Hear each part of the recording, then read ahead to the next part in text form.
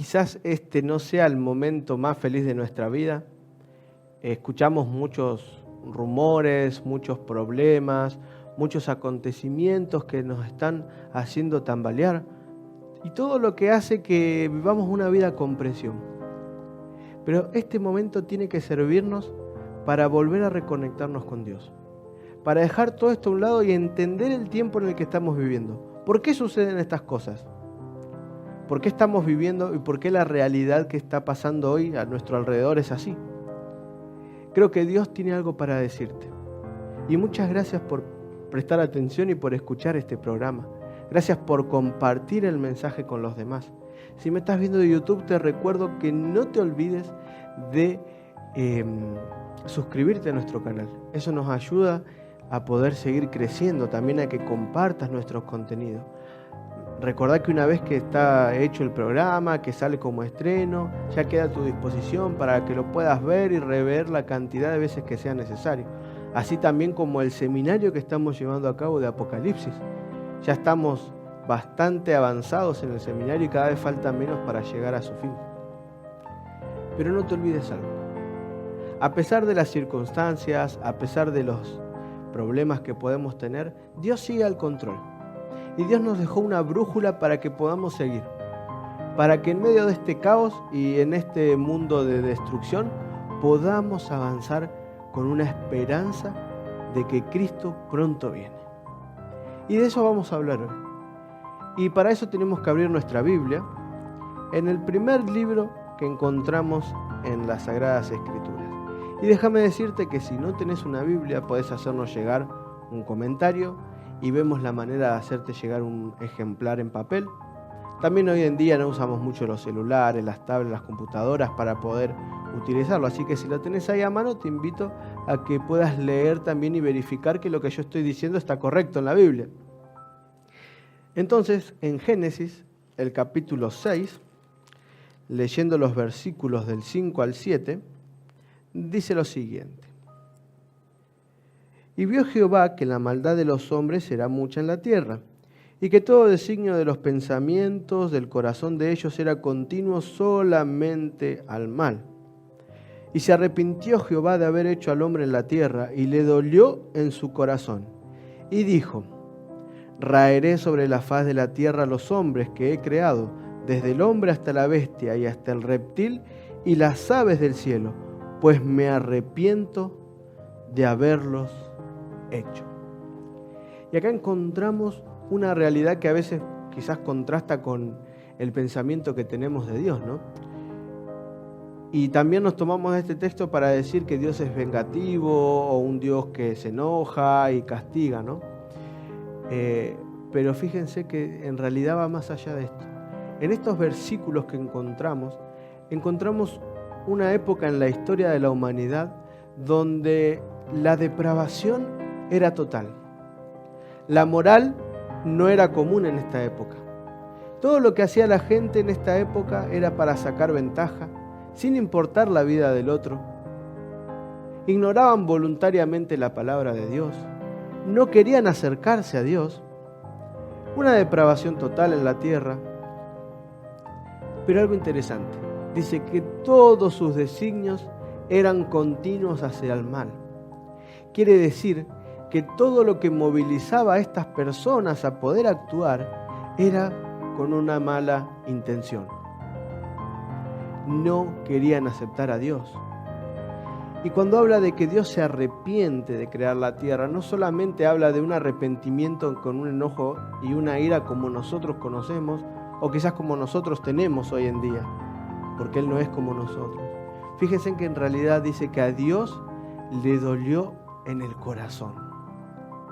Dios mismo sufrió un apretón en el pecho por entender que sus seres creados, a quien Él había creado con tanto amor y que había creado para poder pasar tiempo con ellos y enseñarles y aprender y compartir, no querían saber nada de su ser creador. La criatura rebelada con su creador. La pecaminosidad que había en el corazón de las personas le dolió en el corazón al Señor.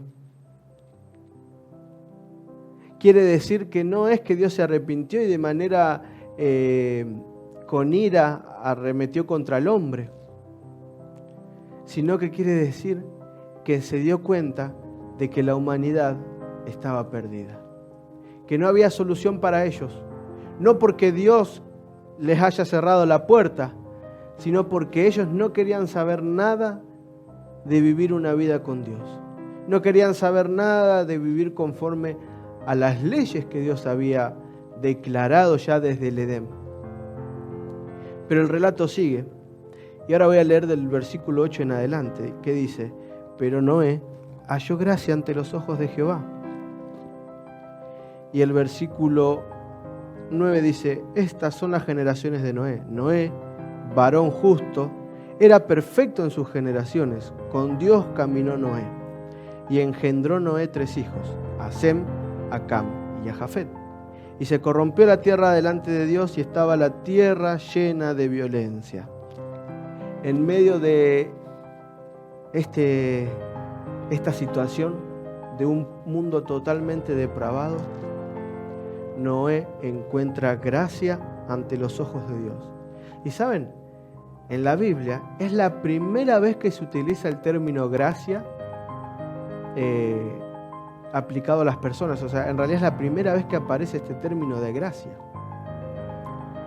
Y la gracia viene no porque nosotros lo merezcamos. La gracia viene porque, como leíamos en el versículo 9, no era varón justo y perfecto en sus generaciones. Y ser justo no quiere decir que siempre era perfecto en todo lo que hacía. No quiere decir que no cometía errores, sino que él tenía una ley moral elevada, sino que él vivía conforme a los principios del Señor. Que puede ser que muchas veces haya caído, es probable, pero siempre intentó vivir una vida conforme a lo que Dios quería. ¿Y por qué se le aplica la gracia a Noé y no se le aplica la gracia a ningún otro antediluviano? Antediluviano es que no cree en el diluvio, y antediluviano es que vivió antes del diluvio. Porque Noé sí quería pasar tiempo con Dios. Porque Noé sí quería hacer las cosas bien. Noé estaba dispuesto a hacer lo que el Señor le pidiera. El corazón de Noé, mientras que todo el mundo tenía una inclinación hacia el mal, el corazón de Noé tenía una inclinación a obedecer a Dios. Y fíjense que dice que Noé caminó con Dios, así como su antecesor Enoc, que no caminó con el Señor y el Señor lo llevó al cielo sin conocer la muerte. ¿Y por qué no se lo llevó al cielo a Noé? Porque Noé tenía una misión especial. Si bien Noé halló gracia ante el Señor, él tenía un trabajo que hacer. Y saben, cuando nosotros aceptamos esa gracia y entendemos que es Dios que sin merecerlo nos regala la oportunidad de ser salvos, tenemos que ponernos manos a la obra. Y en este caso, Dios le pide a Noé algo particular. Y para ello vamos a leer el versículo 13 que dice: dijo pues Dios a Noé: he decidido el fin de todo ser, porque la tierra está llena de violencia a causa de ellos, y he aquí que yo los destruiré con la tierra. Hazte un arca de madera de gofer, harás aposentos en el arca, y la calafatearás con brea por dentro y por fuera. Y le das las instrucciones de las medidas que tiene que hacer el arca. El Señor iba a mandar un diluvio. El Señor iba a hacer llover. Y fíjense que Dios manda y Noé obedece.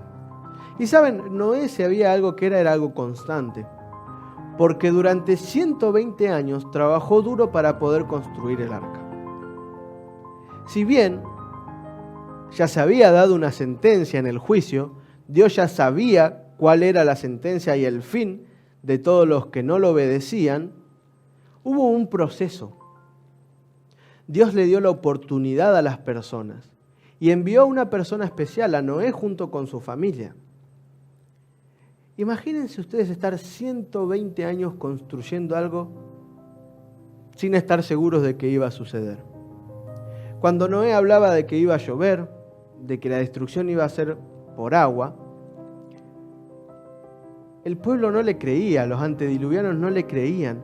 Porque, ¿saben? Las leyes de las naturalezas siempre hablaban de una estabilidad contraria a lo que le decía Noé. Lo tangible mostraba de que esto era improbable. Si nunca había llovido hasta el momento. Hasta ese momento las plantas se regaban con una niebla, la niebla que sucedía durante la noche, el rocío, pero lluvia. Hasta ese momento los ríos nunca se habían salido de cauce, sino que viajaban pacíficamente hacia el océano. Y ahora Noé viene a hablar de una desestabilidad en la naturaleza. Dios sabía que lo que le mandaba hacer a Noé no era fácil de predicar, porque nadie creía y nadie le iba a creer. Pero él, sin embargo, decidió obedecer a Dios y predicar este mensaje que parecía una locura.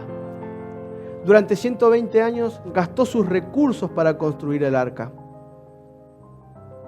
Durante 120 años se mantuvo firme en la promesa, soportando las burlas, la incredulidad.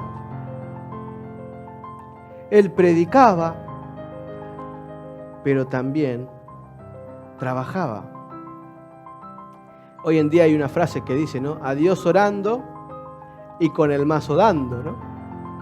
No quiere decir que predicar a Dios nos tiene que hacer alejarnos de la realidad. Pero sí predicar de Dios tiene que cimentar nuestra vida en un objetivo claro. Nada de lo que sucedía lo iba a hacer dudar a Noé, porque Dios le había dado una orden. Y Noé no escatimó recursos, no escatimó su tiempo, sus recursos económicos. Dio todo para la obra de lo que el Señor le había dado. Y saben, nosotros también somos invitados a vivir una vida de abnegación en cuanto a dónde ponemos nuestras riquezas. ¿Cuáles son nuestros objetivos de vida? Noé se podría haber aferrado a las leyes naturales como el resto de los antediluvianos, pero sin embargo decidió poner ese voto de confianza en el Señor y Dios lo hizo prosperar y no le hizo faltar. Pero Noé no solamente predicaba, sino que él vivía y predicaba con el ejemplo.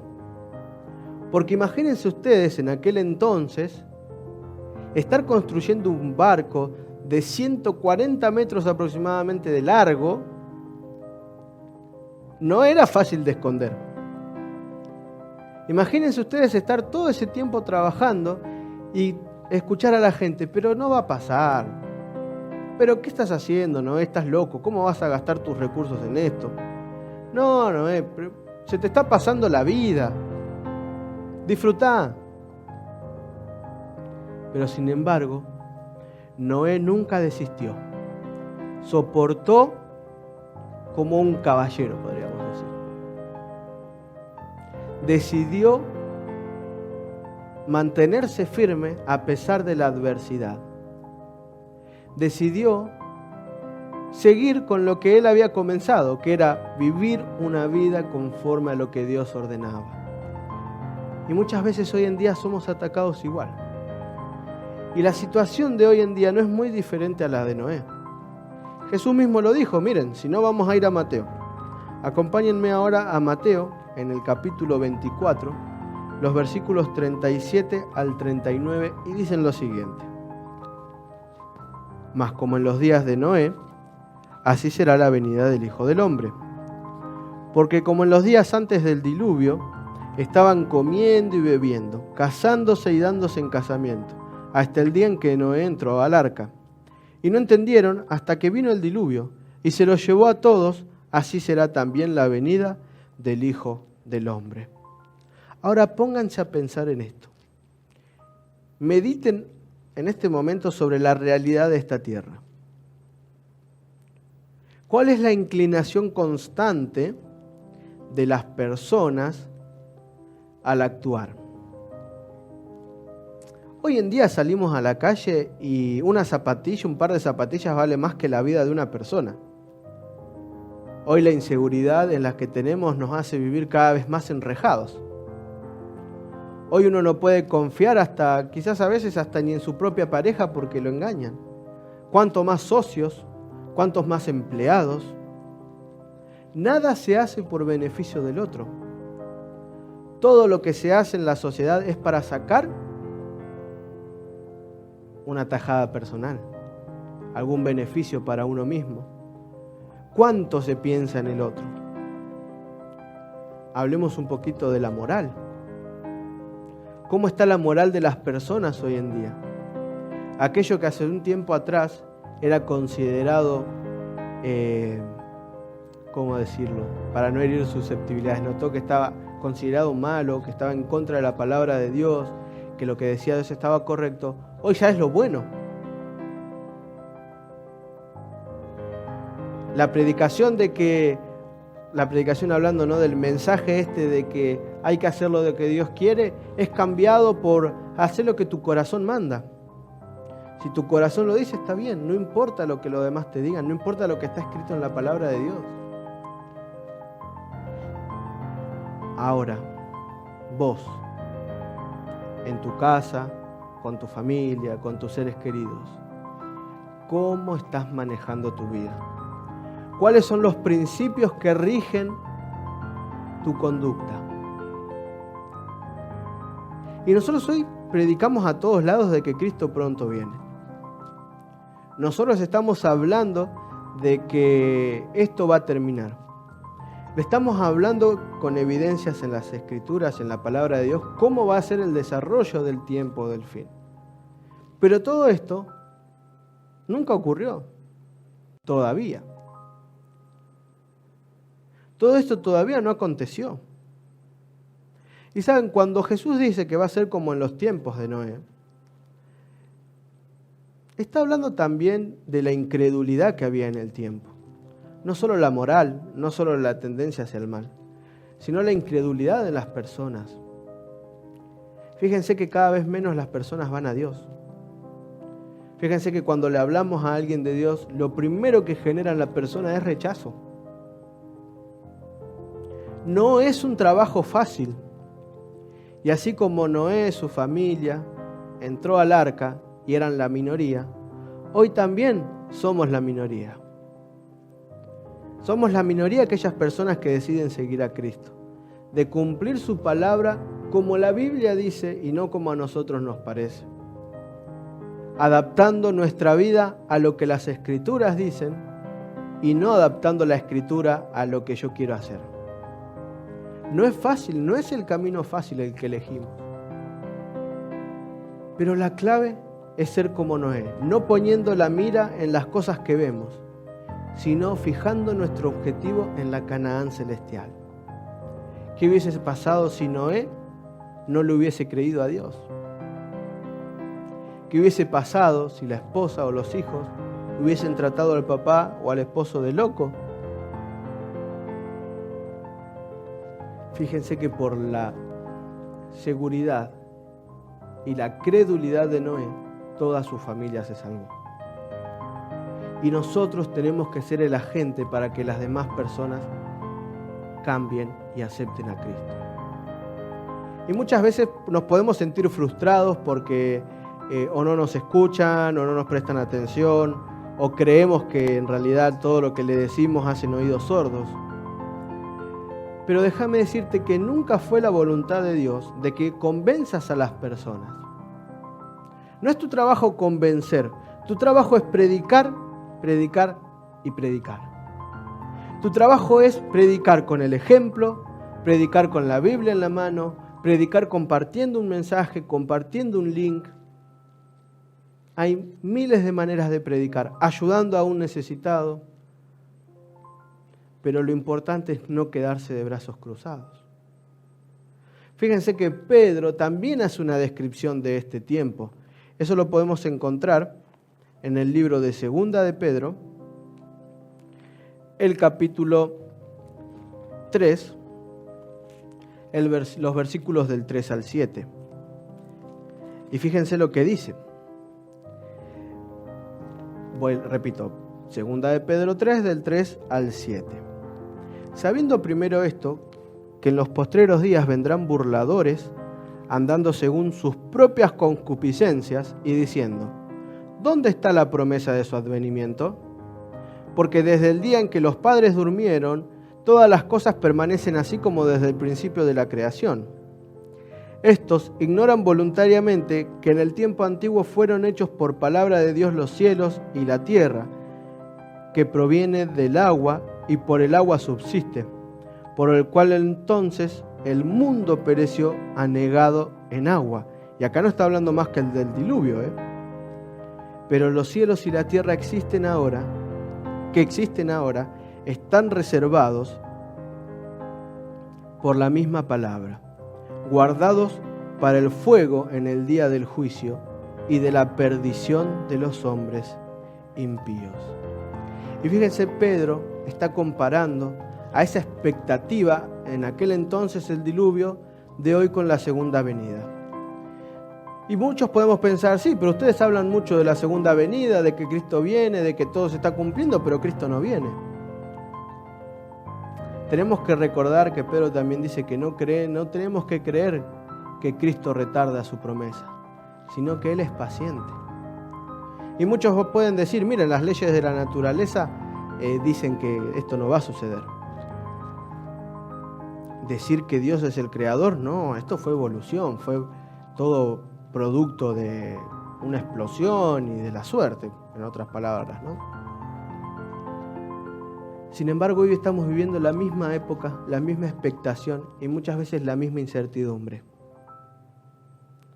Así como había gente escéptica en el tiempo de Noé, hoy en día también. Hablar de que Jesús va a venir por segunda vez. No, eso ya pasó. Hablar de que Cristo va a venir pronto, no, mejor pateémoslo para más adelante. Saben, no muchos creyeron en el diluvio, pero el diluvio llegó. Hay muchos que no creen en que Jesús va a venir por segunda vez, pero va a venir. Por eso el versículo 6 dice: por lo cual el mundo entonces pereció anegado en agua, pero los cielos y la tierra que existen ahora están reservados por la misma palabra. Jesús, cuando vino el diluvio, prometió que la tierra nunca más iba a ser destruida por agua. Y la confirmación es ese arco iris que vemos cada vez que sale cuando termina de llover. Pero hay algo más. Cristo va a venir. La tierra va a ser destruida, pero no por agua, sino por fuego ahora. Por eso dice, están reservados por la misma palabra, guardados para el fuego en el día del juicio y de la perdición de los hombres impíos. Claramente, toda la Biblia expresa de que Cristo va a venir por segunda vez. Toda la Biblia expresa de que el pecado pronto va a llegar a su fin. Y puede ser que vivamos quizás un momento de incertidumbre. Quizás hasta nuestra familia nos trate de locos por esto que estamos creyendo. Quizás hasta nuestra familia nos critique por la manera en que invertimos nuestro dinero. Quizás hasta la familia nos critique porque hemos tomado decisiones que quizás nos perjudicaban económicamente para esta vida, o tomamos decisiones que creemos que no vamos a tener un buen futuro. Pero ¿en qué estamos cimentando nuestra vida? ¿En qué estamos poniendo nuestra esperanza? ¿Saben? Las escrituras se vienen cumpliendo. Así como el diluvio les cayó de sorpresa, no sorprendidos porque no sabían, sino sorprendidos porque no quisieron escuchar. La segunda venida de Cristo nos puede tomar por sorpresa. Si nosotros no decidimos diariamente prepararnos para un encuentro con Cristo. Este mundo ya no da para más. La moral en la tierra cada vez es más decadente. Fíjense que lugares donde antes sobreabundaba agua, por ejemplo acá en Entre Ríos, era un lugar que había muchísima agua. Hoy no hay más que sequía e incendios. La tierra proclama de que esto no va para más. La naturaleza, el cambio climático. los recursos. Todo habla de que esto tiene que llegar pronto a su fin. Y nosotros sabemos en la época esta que estamos viviendo, porque lo estamos estudiando. Dios no nos dejó a oscuras. Pongamos nuestro corazón en la segunda venida. Pongamos nuestras fuerzas para llegar a alcanzar la vida eterna. Porque donde ponemos nuestros tesoros, ahí van a estar también nuestro corazón. Donde nosotros fijamos el ancla, hacia ahí vamos a ir. No es momento de titubear, es momento de decidir. ¿Cómo quién queremos ser? ¿Como Noé? ¿Y predicar que Cristo viene? Así como él predicó que el diluvio venía. O como las demás personas que eran incrédulas, que no creían y decidieron dudar antes que confiar en la palabra de Dios. Y tengo una mala noticia para darte, si querés estar en el segundo grupo. Lo creas o no, quieras o no, Cristo va a venir. ¿Que es pronto? Es pronto. ¿Cuán pronto? No te lo puedo decir porque nadie sabe el día y la hora. Pero sí es algo seguro. Ni vos ni yo tenemos la vida comprada. No sabemos qué nos puede pasar al salir de casa, al estar volviendo del trabajo. Es por eso que es momento ahora de prepararnos. Es momento de decidir seguir a Cristo. Es momento de confiar en su palabra y vivir una vida conforme a sus principios. No te olvides, a Dios orando, pero con el mazo dando. Es momento de trabajar, trabajar y trabajar para que no nos sorprenda la segunda venida de Cristo.